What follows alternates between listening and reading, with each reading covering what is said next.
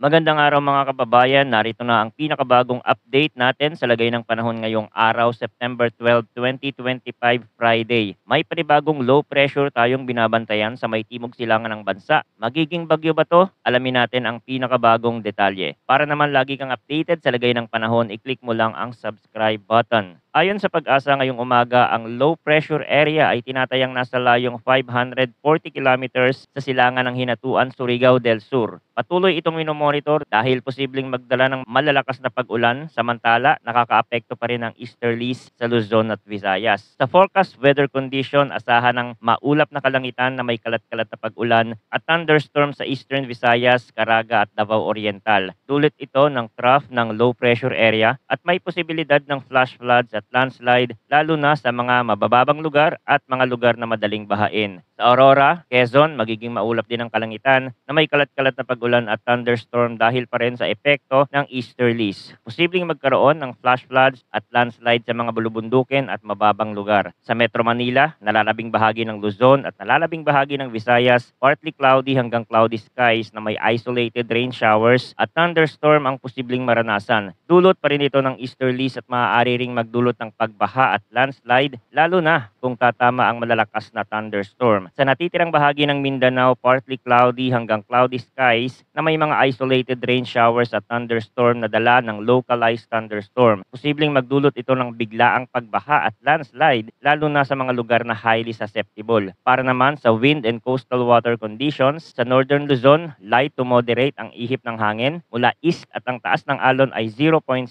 hanggang 1.2 meters. Sa Visayas at nalalabing bahagi ng Luzon, light to moderate ang hangin mula northeast hanggang southeast at ang taas ng alon ay 0.6 hanggang 1.2 meters. Sa Mindanao, light ang hangin at variable ang direksyon habang ang taas ng alon ay nasa 0.4 hanggang 1.0 meters. Ayun naman ay dumako tayo sa long range forecast gamit ang International Weather Models. Ayon sa GFS model, ipinapakita na ang low pressure na nasa timog silangan ay posibleng tumawid lamang bilang isang mahinang sistema sa Western Visayas at Southern Luzon. Bagamat hindi ito inaasahang lalakas agad, dapat pa rin itong bantayan kasi anumang oras pwede itong mag-intensify. By next week naman, nakikita na posibleng may isa pang sama ng panahon na lalabas at magiging isang bagyo. Ayon sa datos, tatahakin ito ang extreme northern Luzon area bago tuluyang kumilos pa kanluran at masusundan pa yan ng isa. Sa European model, halos parehas ang ipinapakita. May bagyo na manggagaling sa silangan at tatahakin ang extreme northern Luzon pero ayon sa kanilang forecast, masusundan pa ito ng isa pang mas malaking sistema na posibleng maging mas malakas na bagyo. Ngunit mahalagang tandaan na lahat ng ito ay long range forecast. Ibig sabihin, marami pang pwedeng magbago sa kilos at galaw ng mga sistemang ito sa mga susunod na araw. Kaya't mahalaga ang patuloy na pagmumonitor at pakikinig sa mga susunod na ulat ng panahon dito lamang sa ating channel para sa pinakabagong impormasyon. Lagi po tayong maging handa, mag-ingat, huwag kalimutang sundin ang mga paalala ng ating mga lokal na pamahalaan. Maraming salamat sa inyong walang sawang pagtutok at suporta.